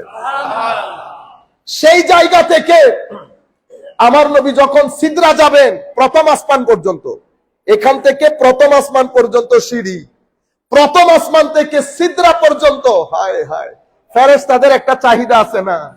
আল্লাহ 70 হাজার ফেরেশতা আপনি আপনার পেয়ারা রাসূলের রওজার মধ্যে পাঠান দরুদ পড়ার জন্য। মওলা একজন গেলে আরেকজনের বাড়ি কখন আসবে কোনো ঠিক ঠিকানা নাই। মেরাজের সময় আপনার প্রিয় রাসূল এসেছে, আসেন সমস্ত ফেরেশতারা পাকা বিছিয়ে তাদের পাকাতে করে প্রথম আসমান থেকে আমার নবীকে সিদরা পর্যন্ত নিয়ে যাবে। সিদরার মধ্যে এসে জিবরিল আমিন বলবেন, হুজুর এবার আমার পাকাতে চড়েন। জিবরিলের পাকাতে করে আমার নবী সিদরা থেকে লামাকান যাবে। এরপরে জিবরিল বলবেন, মাওলা হুজুর এরপরে যাওয়ার জন্য না আমার সার্টিফিকেট আছে, না পাসপোর্ট আছে, না ভিসা আছে। ওই জায়গায় যাওয়ার জন্য যে এনভায়রনমেন্ট অ্যাটমসফিয়ার দরকার এটা আমি নিতে পারবো না। হুজুর এবার আপনি একা রফরফ নামক বিশেষ বাহন করে আমার নবী দ্বিধাহীন চিত্তে, কোন রওয়ায়াতের মধ্যে এরকম আসে নাই জিবরিল একা রেখে চলে যাচ্ছ, আমি কেমন কেমন লাগতেছে যেতে। আমার নবী একটা বার জিবরিলকে বলে নাই। জিবরিল শুধু বলেছে, হুজুর এবার আপনি একা। আমার নবী রফরফ বাহন এসেছে, রফরফের উপর উঠে আমার নবী মেরাজের কুল কায়নাতের আল্লাহর সৃষ্টির একমাত্র প্রতিনিধি হিসেবে ফাকানা কাবা কাউসাইনি আও আদনার সমুদ্রের মধ্যে চলে গেছে। আমরা একটা একটা করে বলি সম্মানিত উপস্থিতি। হারাম থেকে আকসা পর্যন্ত এটা বাশারিয়তে মুস্তাফার মেরাজ। আমার নবীর বাহন ছিল বুররা, বুররাক অথবা বুরাক। এটা বারকুনের বহুবচন। বারকুন মানে এক লাইট, বুররাক মানে মাল্টিপল লাইট। একটা লাইটের পৃথিবীর বিদ্যুতের এক সেকেন্ডে কততম গতি সেটা আপনারা জানেন। এটা যদি ডিভাইন লাইট হয় এটার গতি কিরকম হবে সেটা আপনারা বুঝার কথা, আন্ডারস্ট্যান্ডেবল। আর এটা যদি মাল্টিপল লাইট হয়, এখন মাল্টিপল লাইটের শান কি হবে? আল্লাহর দেওয়া মাল্টিপল লাইটের উপর কোন মাটি বসতে পারবে? এটা আপনাদের আন্ডারস্ট্যান্ডিং। এটা বুঝার জন্য কি মাদ্রাসায় পড়তে হয়, কলেজ বিশ্ববিদ্যালয় লাগে? এটা তো একটা কমন সেন্স। বুররাক নামক বাহন যিনি নিতে এসেছেন উনিও সাইয়্যিদুল মালায়েকা, সমস্ত ফেরেশতা জগতের সৈয়দ। উনিও নূরানী ফেরেশতাদের সৈয়দ। যিনি নিতে এসেছেন নূর, পাঠানো হয়েছে নূর। ও আমার নবী মাটি রয়ে গেছে। আচ্ছা, এরপরে আমার নবী এই জায়গা থেকে এখন বিশেষ নূরানী সিঁড়ি কুরবান যায় আমার নবীর উপর। আমার নবী বলছে, এই সিঁড়ি দেখে আমি এত চমৎকৃত হয়েছি, এত দারুণ সিঁড়ি আমি আমার জীবনে দেখি নাই। আমরা বলছি, ইয়া রাসূলুল্লাহ ফেদা, আমাদের মা বাবা আপনার কদমে কুরবান। হুজুর আমরা মিসকিন হতে পারি, গরিব হতে পারি, গুনাহগার হতে পারি, নফসের ধোঁকা পড়ে যায়, শয়তানের ধোঁকায় পড়ে যায়, কিন্তু এই জায়গার মধ্যে কোনো সন্দেহ নাই ইয়া রাসূলুল্লাহ আপনাকে আমরা মহব্বত করি, আল্লাহর ইজ্জতের কসম আপনাকে মহব্বত করি। হুজুর আপনার জন্য যদি জান মাল ঈমান ইজ্জত দিতে হয় মুহূর্তের জন্য আমরা চিন্তা করব না। ইয়া রাসূলুল্লাহ গুনাহগার হতে পারি সেটা আলাদা বিষয়, কিন্তু এশকের জায়গায় আমাদের এখানে কোনো ছাড় নাই। মুহূর্তের মধ্যে আমরা জীবন বিলিয়ে দেব। সম্মানিত উপস্থিতি, আমার নবী হারাম থেকে আকসা পর্যন্ত যাচ্ছে। আমার নবীর কিরকম লেগেছে আল্লাহ জানে। কয় এরকম সুন্দর সিঁড়ি আমি আমার জীবনে দেখি নাই। আমার নবী সিঁড়ির উপর উঠেছেন, নুরানি সিঁড়ি, জিবরিলও উঠছে, আমার নবীও উঠছেন। সিঁড়িও নুরানি, জিবরিলও নুরানি, যাচ্ছ নুরানি জায়গায়, আমার নবী মাটি রয়ে গেল। আচ্ছা, এটা নুরানিয়তে মুস্তাফা সাল্লাল্লাহু আলাইহি ওয়াসাল্লামের মেরাজ। এরপরে আমার নবীকে যখন রফরফ করে আমার নবী সামনের দিকে চলে যাচ্ছে, রফরফ, সেখানে নুরানি ফেরেশতাও যেতে পারছে না। তাহলে বুঝতে হবে আমার নবীর এই শরীরের মধ্যে কিছু জিনিস আল্লাহ আরো এক্সট্রা দান করেছে, সেটা বশরিয়তের মধ্যে পড়ে না, নুরানিয়তের মধ্যে পড়ে না। যদি নুরানিয়তের মধ্যে পড়তো জিবরিল যেতে পারতো, জিবরিল যেতে পারছে না। আমার নবী সুন্দর করে সামনের দিকে চলে গেছেন। উলামায়ে কেরাম বলছেন এটা হাকিকতে মুহাম্মাদীর মেরাজ। এটা আমার নবী জানেন আর আমার আল্লাহ জানেন কি দিয়েছেন কি হয়েছে। এখান থেকে উলামায়ে কেরাম বলছেন আমার নবী সাল্লাল্লাহু আলাইহি ওয়াসাল্লাম সুম্মা দানা ফাতাদাল্লা ফাকানা কাবা কাউসাইনি আও আদনা। সুম্মা দানা, অতঃপর রফরফের সফরের পরে তিনি নিকটে এসেছেন। তিনি সমস্যা হচ্ছে সব কথা সব জায়গায় বলা যায় না। কে কি বুঝে, কে কোন ধরনের আকীদা পোষণ করা শুরু করে, সেই কারণে আমি আপনাদেরকে শরীরবাদী আকীদাগুলো আগে পরিষ্কার করে দিয়েছি। আমার আল্লাহর কোনো শরীর নাই, আমার আল্লাহর কোনো জায়গা নাই, স্থান কাল সময় সবকিছু থেকে আমার আল্লাহ পুত পবিত্র। আমরা যখন বলবো নিকটবর্তী হয়েছে, কশ্চিন কালে আপনারা মনে করবেন না আমার আল্লাহর শরীর আছে, না, এগুলা রূপক ভাবে হয়েছে। কিভাবে হয়েছে আল্লাহ জানে আর আল্লাহর রসুল জানে। কিন্তু কোরআন বলছে সুম্মা দানা, তিনি নিকটবর্তী হয়েছেন। এখন এই তিনি কে? এই তিনি কে আল্লাহ জানেন। উলামায়ে কেরাম বলছেন সুম্মা দানা থেকে আমার নবী 4টা স্টেজ অতিক্রম করেছে। সুম্মা দানা ফাতাদাল্লা ফাকানা কাবা কাউসাইন আও আদনা, এটা 4টা স্টেশন। সুম্মা দানা যখন হয়েছে, মেরাজ চরম আকার ধারণ করেছে। আমার নবীর মেরাজ চরম আকার ধারণ করেছে। রুয়ে জমিন তাকিয়ে আছে ইনসানে কামেল আল্লাহর সান্নিধ্যে। সুম্মা দানা হয়েছে, একজন আরেকজনের নিকটে আসছে। সুবহানাল্লাহ। তো সুম্মা দানার মাধ্যমে আমার নবীর আসমা, আসমা মানি আমার নবীর নাম সমূহ। আমার নবীর নাম আছে না? আহমদুন, মুহাম্মাদুন, হামিদুন, মাহমুদুন নাম আছে না আমার নবী? আমার এটা সুম্মা দানা থেকে আমার নবীর নাম মুবারকের মেরাজ হওয়া শুরু হয়েছে। সুম্মা দানা আসমায়ে মুহাম্মাদি, আমার নবীর নাম আল্লাহর নামের সান্নিধ্যে এসে আজিম মেরাজে ধন্য হয়েছে আমার নবীর নাম মুবারক। ফাতাদাল্লাহ আরো নিকটে এসেছে।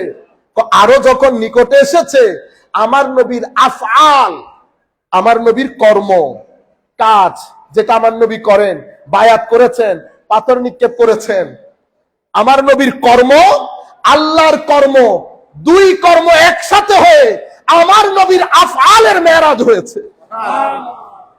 ফাকানা কাবা কাউসাইন, এতটুকুনের মধ্যে সিফাতে মুহাম্মাদি, আমার নবীর যে গুণবাচক নাম, সেই গুণবাচক নাম, আল্লাহর গুণবাচক নামের সান্নিধ্যে এসে বিশেষ মেরাজে ধন্য হয়েছে। ফাকানা কাবা কাউসাইন আও আদনা, আও আদনার মধ্যে গিয়ে জাতে মুহাম্মাদি, আমার নবীর সত্তা, আমার নবীর জাত, জাতে খুদাবন্দির মেরাজে সৌভাগ্যমণ্ডিত হয়েছে। আসমা বলেন, সিফাত বলেন, আফআল বলেন, জাত বলেন, চতুর্মুখী আমার নবী মেরাজে ধন্য হয়ে জমিনে যখন ফেরত এসেছেন, নবী ডাক দিলে আমার আল্লাহ বলেন নবী ডাকে নাই, আমি ডেকেছি। কে ডাকে নাই? নবী ডাকে নাই। কেন? আসমা আল্লাহর আসমাতে ফানা হয়ে গেছে, আফআল আল্লাহর আফআলে ফানা হয়ে গেছে। এখন আমার আল্লাহ যখন বলেন কোরআনে পাকের মধ্যে, ইয়া আইয়ুহাল্লাযীনা আমানু ইস্তাজিবু লিল্লাহি ওয়ালির রাসূল ইযা দাআকুম, হে মুমিনগণ, ইস্তাজিবু লিল্লাহি ওয়ালির রাসূল, আল্লাহ এবং রাসূলের আহ্বানে সাড়া দাও। কয়জনের আহ্বান? দুইজনের আহ্বান। ইযা দাআকুম, যখন তিনি আহ্বান করেন। সাড়া দেব দুইজনের ডাকে, কিন্তু ডাকবেন একজনে। ডাকবেন মাওলা, তিনি কে? তিনি যার মিছিল আছে সাল্লাল্লাহু আলাইহি ওয়াসাল্লাম। একদিক দিয়ে বশরিয়তে মুস্তাফা, এদিক দিয়ে নুরানিয়তে মুস্তাফা, ওইটা দিয়ে হাকিকতে মুস্তাফা। এরপরে ফাকানা কাবা কাউসাইন আও আদনার মাধ্যমে এই সফর হয়েছে। শুরু হয়েছে কি দিয়ে? সুবহানা। বান্দা, ঘটনা যেটা ঘটেছে সেটা সুবহান, অস্বাভাবিক ঘটনা। কি ঘটনা ঘটেছে? আল্লাযী আসরা বিআবদিহি, যখন সুবহান বলেছে, তাইলে আমরা বুঝতে পারলাম আমার আল্লাহ এখানে আল্লাহর হাবিবের বিশেষ মুজিজার বর্ণনা দিচ্ছে। সুবহান আমাদেরকে সেদিকে ইঙ্গিত করছে। এরপরে কি করলো? আল্লাযী আসরা বিআবদিহি, বিআবদিহি, আল্লাহ তার বান্দাকে নিয়ে গেছেন। আপনি চিন্তা করে দেখেন, কোরআনের অনেক জায়গার মধ্যে আমার আল্লাহ যখন তার হাবিবকে ডাক দিয়েছেন কতভাবে বলেছে দেখেন। ইয়া সিন নুন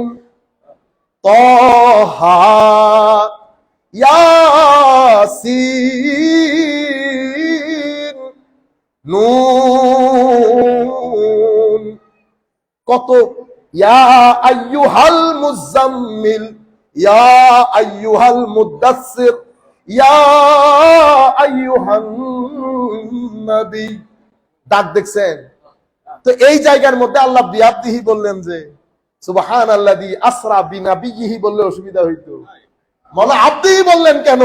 তো যাতে মেরাজ তো আজিম, তুই আবার মেরাজের ভিতরে ঢুকে তুই আবার আমার নবীকে আমার পুত্র বানিয়ে দিবি।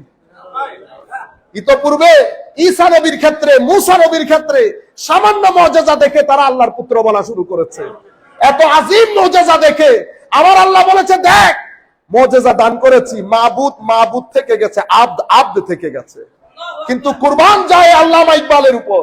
আল্লামা ইকবাল বলছে, না না না, তুই আব্দুহু বুঝতে ভুল করেছো বেটা। কেমনে?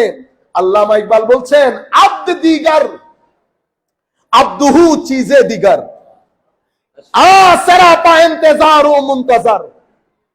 আব্দ আর আব্দুহুর মধ্যে ফারাক হচ্ছে, আব্দ সেই ব্যক্তি যেই তার মাবুদের অপেক্ষায় থাকে, আব্দুহু সেই জাত যার জন্য তার মাবুদ অপেক্ষায় থাকে। সেই জন্য বিআবদিহি, বিআবদিহি। এখন আব্দুন যেহেতু বলেছে, তাইলে আমরা বুঝতে পারলাম মেরাজ শুধু রূহ হয় নাই, রূহের মেরাজ না, রূহ এবং শরীরের, রূহ এবং, কারণ আব্দুন শুধু শরীরের নামও না, শুধু রূহের নামও না। কেন? কারণ কোরআনে পাকের মধ্যে আমার আল্লাহ এরশাদ করেছেন, আর আইতাল্লাযী ইয়ানহা আবদান ইজা সাল্লা। দেখেন না ওই বান্দা যাকে আপনি নামাজ পড়ার সময় প্রতিবন্ধকতা সৃষ্টি করেছেন। তো আবদান এখানেও ব্যবহার হয়েছে, আব্দুহু এখানেও ব্যবহার হয়েছে। আপনি যদি বলেন রু, তাহলে এখানে কি আবদান কি রুহের রু দিয়ে নামাজ পড়েছে? রু দিয়ে না, আব্দ নামাজ পড়েছে, আমার নবী নামাজ পড়েছে, শরীর রু মন সব একসাথে। আপনি যদি এখানে রু বলেন তো এখানেও রু বলতে হবে না। তাইলে বিআবদিহির মাধ্যমে আমরা বুঝতে পারলাম যে এই মেরাজ শুধু রুহের হয় নাই, এটা রু এবং শরীর, এটা আমার নবীর জাতের মেরাজ হয়েছে। কিন্তু খারেজিউজ যেহেন, বর্তমান সময়ে খারেজি চিন্তা চেতনার লোক, তারা আমার নবীর মেরাজকে শারীরিক মেরাজ মানতে চায় না। কেন? কারণ শরীর যদি মানেন তো নূর মানতে হবে। এখন রাস্তা একটা, শরীর বাদ দিয়ে দাও। আরেকজন বলতেছে এটা মেরাজ আসলে স্বপ্নের মধ্যে হয়েছে। কিসের মধ্যে? ও কত বড় জ্ঞানী দেখেন, কত স্কলার। ও বেটা, আমি যদি এখন বলি আপনাদেরকে যে 7টার সময়, সন্ধ্যা 7টার দিকে আমেরিকায় গেছি, আমেরিকাতে হোয়াইট হাউসে প্রেসিডেন্টের সাথে সাক্ষাৎ করে আমি আবার ফ্রান্সে চলে গেছি, ফ্রান্সেও সাক্ষাৎ করে 7:30টার মধ্যে আমি মসজিদে গোসল আজমে চলে এসেছি।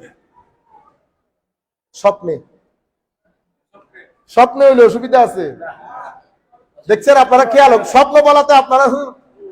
কিন্তু আমি যদি বলতাম না স্বপ্নে না, এমনে এমনে হইলে, তাইলে হুজুরের পাবনা নিয়ে যাও। কোন ঘটনা ঘটছে, কোন ঘটনা ঘটছে। ও আরবের মানুষ পাগল হয়ে যাচ্ছে, কুরাইশরা পাগল হয়ে যাচ্ছে, আবু জাহাল আবুল আবের ঘুম হারাম হয়ে গেছে, ওই রুহে দিয়ে স্বপ্নের মধ্যে ঘুম হারাম হয়ে গেছে। আপনি এগুলোর জন্য কি ডক্টরেট ডিগ্রি লাগে? এটা তো একটা কমন সেন্স। কিন্তু আপনি এখান থেকে বের হয়ে আসতে পারতেছেন না। কেন? কারণ খারেজি চিন্তা চেতনা আমার নবীর মকাম না আবার উপরে চলে যায়, শানে মাহবুবিয়তে মুস্তাফা না আবার উপরে চলে যায়, আপনি সেগুলা নিতে পারতেছেন না। সেই কারণে আপনি কখনো বলেন মেরাজ নাই, অথচ পবিত্র কোরআনের প্রায় কয় জায়গায়, পবিত্র কোরআনের 3 জায়গার মধ্যে মেরাজের বর্ণনা এসেছে। কয় জায়গায়? 3 জায়গার মধ্যে মেরাজের বর্ণনা এসেছে। এবং 25 জন সাহাবী মেরাজের হাদিস বর্ণনা করেছেন। মেরাজের পার্ট 3টা। প্রথম পার্ট যদি কেউ অস্বীকার করে কাফের হয়ে যাবে। কেন? কারণ এটা কোরআনের স্পষ্ট টেক্সট দিয়ে ডিসাইডেড। সেই জন্য মেরাজের প্রথম অংশ যদি কেউ অস্বীকার করে তাইলে কাফের হবে।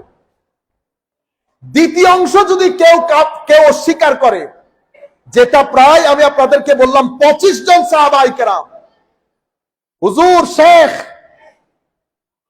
ইমাম শাহরাবি গত 90-এর দশক পর্যন্ত, যাকে ওনার হীন হায়াতের মধ্যে পৃথিবীর সবচেয়ে বড় মুফাসসির মনে করা হতো, ওনার একটা কিতাব আছে আল ইসরা ওয়াল মেরাজ। এই কিতাবের মধ্যে উনি সমস্ত হাদিসগুলো একসাথে করেছেন। সেখানে উনি বলেছেন মেরাজের কিছু হাদিস মুতাওয়াতির পর্যায়ে চলে গেছে। তাইলে 25 জন সাহাবায়ে কেরাম হাদিস বর্ণনা করেছেন। সেই জন্য দ্বিতীয় অংশটা যদি কেউ অস্বীকার করে তো সেটা তাকফির হবে না, তাদলিল হবে।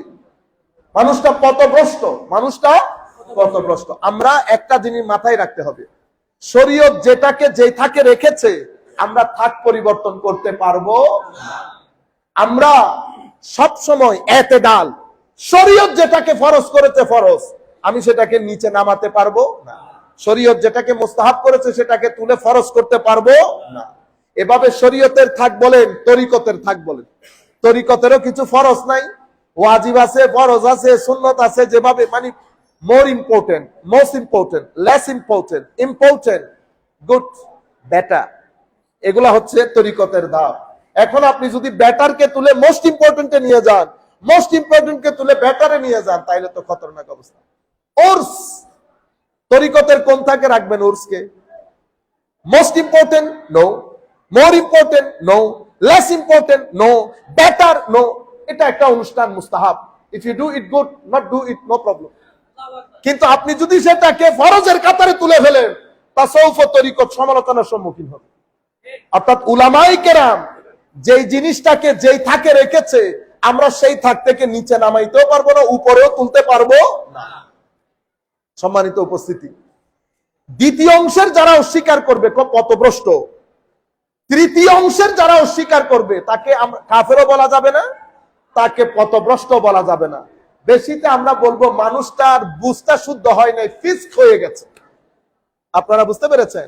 এই আন্দাজে যখন আমরা কথা বলবো মানুষের কাছে আমাদের কথাগুলা পৌঁছাবে। আমরা কি দেরি করে ফেলতেছি?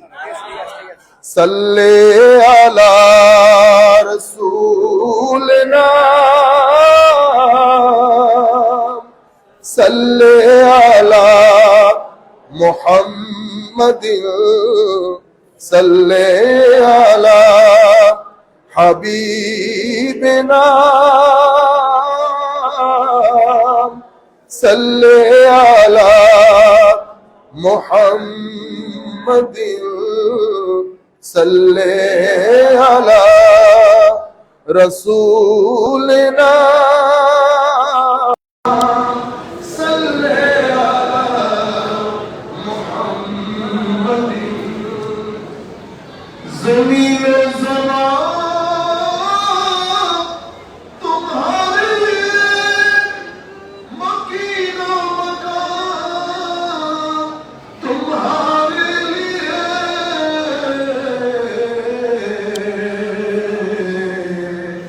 चुनियो चुना तुम्हारे लिए, बने दो जहां तुम्हारे लिए।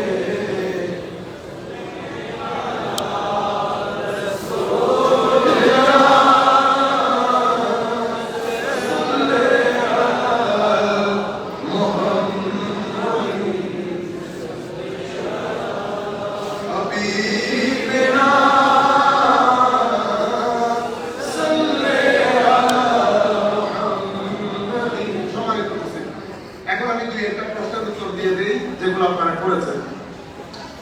আমার নবী সাল্লাল্লাহু আলাইহি ওয়াসাল্লাম উপরে গিয়ে সাক্ষাৎ করেছেন, তার মানে আমার আল্লাহ উপরে আছেন সেরকম। তাইলে তো মুসা আলাইহিস সালাম তুর পর্বতে কথা বলতে গিয়েছেন, তো আল্লাহ কি তুর পর্বতে আছে? আল্লাহ না তুর, না উপর না নিচ, না ডান না বাম। আমার আল্লাহর কোনো ডান নাই, বাম নাই, উপর নাই, নিচ নাই, কোনো জায়গা নাই, পাশ নাই। আমার আল্লাহ সবকিছু থেকে পূর্ণ। সাক্ষাৎ হয়েছে, কিভাবে হয়েছে সেটা আল্লাহ জানে আর আল্লাহ রাসূল জানে। আমার নবী সাল্লাল্লাহু আলাইহি ওয়াসাল্লামের একটা হাদিস, আর আব্দুল্লাহ ইবনে শাকীক রাদিয়াল্লাহু তাআলা, উনি বলছেন ক্বালা কুলতু লি আবি যার, হযরত আব্দুল্লাহ শাকীক বলছে আমি আবু যার গিফারিকে বলতেছি, যদি আমি নবীর সাথে সাক্ষাৎ হতো তো আমি নবীকে একটা প্রশ্ন করতাম। হযরত আবু যার বলছেন কি প্রশ্ন? আমি নবীকে জিজ্ঞাসা হুজুর আপনি আল্লাহকে দেখছিলেন? হায় দেখছেন কি অবস্থা? এটা সুন্নিয়তে দেখেন, এটা সুন্নিয়তে খারিজি দেখেন বলে আগ থেকে চিন্তা করে ফেলতো। না দেখবে না, দেখবে না। আপনি যখন চিন্তা করতেছেন সেই হিসাবে, কারণ প্রত্যেক মানুষ তার মতো করে আরেকজনকে কনসিডার করে। আপনি যেরকম আদম আলাইহিস সালাম, একজন আমাকে বলতেছে, আমাদের ইংল্যান্ডের বলি ইংলিশ তো, আমাকে বলতেছে মানে if Adam is a prophet, মানে আদম যদি নবী হন তাইলে উনি শয়তানের ওয়াসওয়াসায় কনভিন্স করবেন। এবং এর যদি আমি কোরআন হাদিস বলি বুঝবেও না, শুনবেও না। আমি বলি দেখেন স্যার, প্রত্যেক মানুষ আরেকজনকে যখন কনসিডার করে তো নিজেকে দিয়ে কনসিডার করে। সে যেমন আরেকজনকে মনে করেও তেমন, আরেকজনকে মনে করেও। আদম আলাইহিস সালাম হচ্ছেন নির্দোষ নিষ্পাপ নবী, নিষ্পাপ নবী। কেউ যে কারোর সাথে মিথ্যা বলতে পারে, কেউ যে কারোর সাথে ধোঁকাবাজি করতে পারে, এটা আদম না দেখেছে না শুনেছে। আদম আলাইহিস সালামকে তো ওই খবিসকে, আদম আলাইহিস সালাম ওই খবিসকে নিজের মতো করে করেছে। কিসের মতো? তো নিজের মতো। তো মানুষ বলতে তার মৃত্যু তো বলবে, মানুষ মিথ্যা বলে। তো শয়তান তো শয়তানি করবে, কিন্তু আদম তো নবী। ওখানে তো দ্বিতীয়টা ভাগের মধ্যেও নাই যে ব্যক্তি এসে আমার সাথে মিথ্যা বলবে। তো যিনি যেমন উনি চিন্তা করেও তেমন। শয়তান যে ওয়াসওয়াসা দিয়েছে তা না, এটা তো আদম আলাইহিস সালাম বরফের কারণে ওই শয়তানকে নিজের মতো বরফ করে ফেলেছে। আপনারা বুঝতে পেরেছেন? আচ্ছা, আমি সেই জায়গায় বলতে চাইতেছি যে খারিজিউ যেহেন, এটা টোটাল মেরাজকে মানে আপনি কোন রকম অ্যাভয়েড করতে পারবেন না। কেন মেরাজের কথা বলতে গেলে আমার নবীর মাকাম, শানে মাহবুবিয়ত, এটা সব একসাথে উঠে আসে। এই জন্য মেরাজকে ইগনোর করতে হবে। আপনি দেখবেন সবার মসজিদ বন্ধ, কিতাবের মধ্যে আজিবাজি বিষয়, মেরাজ চলে যাবে, মেরাজের দরকার নাই। এবার কি করে? আমাকে ডিস্টার্ব করার জন্য কি করে? মেরাজে ইবাদত নাই, তো ইবাদত নাই, এসে কি চাই?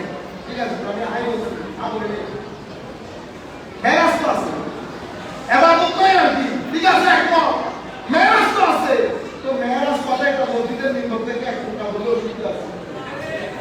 আচ্ছা, এমন আজিব সুবহানাল্লাহি আসরা বিআবদিহি করে আবদিয়ত থেকে আর বের হয়। তো ভাই আমার নবীর শান দুইটা, একটা আবদিয়তে মুস্তাফা, একটা মাহবুবিয়তে মুস্তাফা। আপনি আবদিয়তের মধ্যে থেকে গেলেন, ও আবদিয়ত শুধু বিশ্বাস করার বিষয়, প্রচার করার বিষয় না। প্রচার করার বিষয় হচ্ছে শানে মাহবুবিয়ত, শানে মাহবুবিয়ত। তো আমার নবী মেরাজ হয়েছে, বিশ্বাস করে তো করি, প্রচার করে তো না করবো না। এটা নাম খারিজিয়ত। খারিজিয়ত সুন্নিয়ত কোনটা?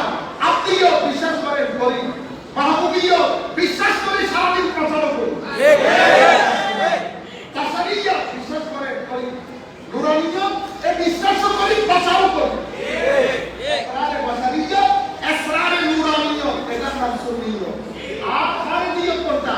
খারিজিয়ত হচ্ছে আসরারে বাশারিয়ত, রাত দিন বসো আমার মতো তোমার মতো, কিছুই জানে না,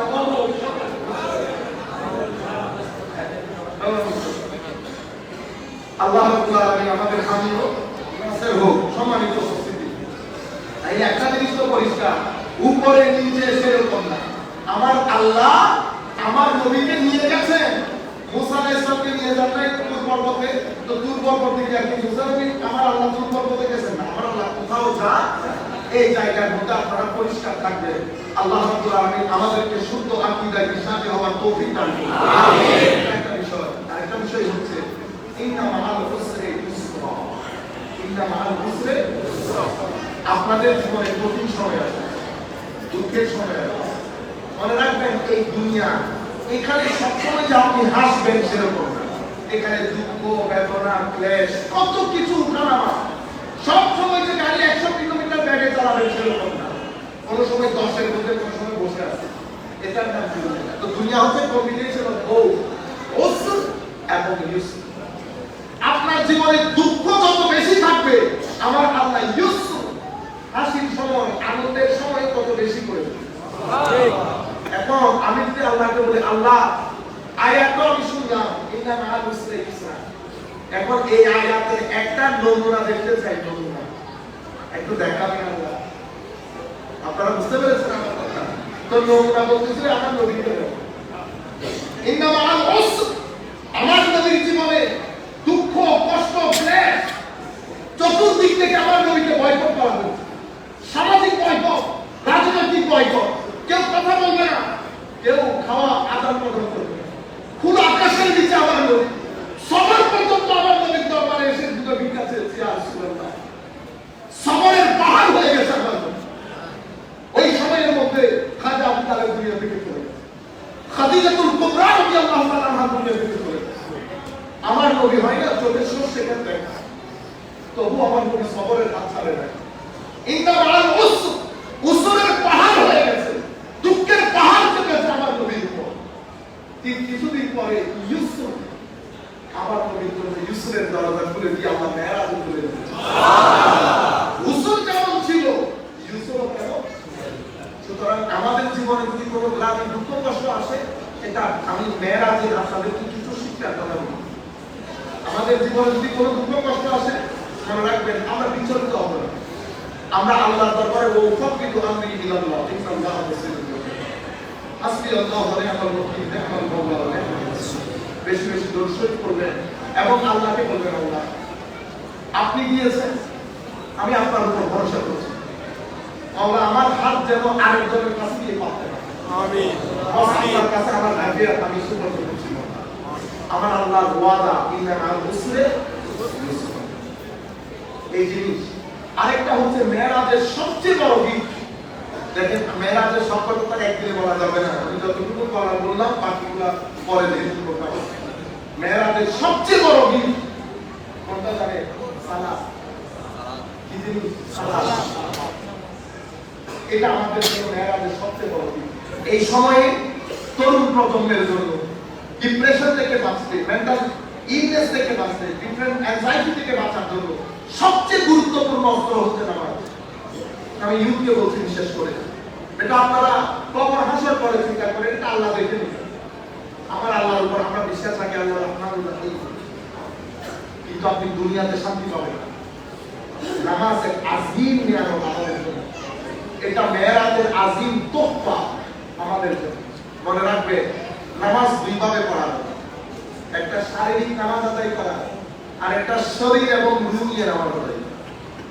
শরীরের নামাজ যখন পড়বে তখন বছরের পর বছর নামাজ পড়বে, 30 বছর 40 বছর, আপনার আদত পরিবর্তন হবে না। আপনি যেমন তেমন থেকে যাবেন, আপনি যেমন তেমন থেকে যাবেন। নামাজ আমি গুরুত্বপূর্ণ কেন বললাম? কারণ আমাদের কর্মকাণ্ডের মাধ্যমে, পঞ্চ ইন্দ্রিয়, চোখ, কান, মুখ, এগুলো কর্মকাণ্ডের মাধ্যমে আমরা অতিরিক্ত নেগেটিভ এনার্জি আর্ন করি, যেটাকে আমরা বলি গুনাহের কারণে ভিতরে দাগ করে যাওয়া। আধুনিক বিজ্ঞান যেটাকে বলে negative energy, negative energy, negative propensities কারণে নেগেটিভ এনার্জি গুলো আছে। গালি দিয়েছি, নেগেটিভ এনার্জি, কাউকে ধাক্কা দিয়েছি, নেগেটিভ এনার্জি, নিজেকে বড় মনে করেছি, নেগেটিভ এনার্জি। এই নেগেটিভ এনার্জির লোক যখন তার সন্তানদের সাথে বসবে, অটোমেটিক্যালি নেগেটিভ এনার্জি কনভে করবে। আপনি যদি নেগেটিভ এনার্জি ভিতরে ধারণ করে ছেলেদেরকে যদি বলেন এই নামাজ পড়বে, সত্য কথা বলবে, ছেলেরা আপনি কি বলছে ছেলেদের উপর সেটা ইম্প্যাক্ট করবে, আপনি কি সেটা ইম্প্যাক্ট করবে। তো আপনার যদি পজিটিভ এনার্জি থাকে, সন্তানদের মধ্যে সেটা কনভে হয়ে যাবে। আপনারা কোনোদিন আমার নবী আবু বকর সিদ্দিককে বলেছেন যে সিদ্দিক সব সময় সত্য কথা বলেন? কোনোদিন কোন রায়তের মধ্যে আমার নবীর আজিম সাহাবী আবু বকর সিদ্দিক রাদিয়াল্লাহু আনহু, আবু বকর সিদ্দিকের নাম হলে ফারুক আযমের নাম শুনলে জুড়ে রাদিয়াল্লাহু আনহু অনেক কিছু সাহাবে হয়ে যাবে। হযরত আলী কাররামাল্লাহু ওয়াজহাহুল কারীমের নাম শুনলে রাদিয়াল্লাহু আনহু বলবেন, ওয়াজহাহুল কারীম বলবেন, অনেক সাহাবে হয়ে যাবে। একটা খারিজিয়তের বেদনাও দূর হবে, শিরইয়তের বেদনাও দূর হবে। আমার নবী আবু বকর সিদ্দিককে বলেছেন, আবু বকর সব সময় অলওয়েজ স্পিক দ্য ট্রুথ বলেছে, বলেন। ফারুক আযমকে কখনো বলেছে, ফারুক সব সময়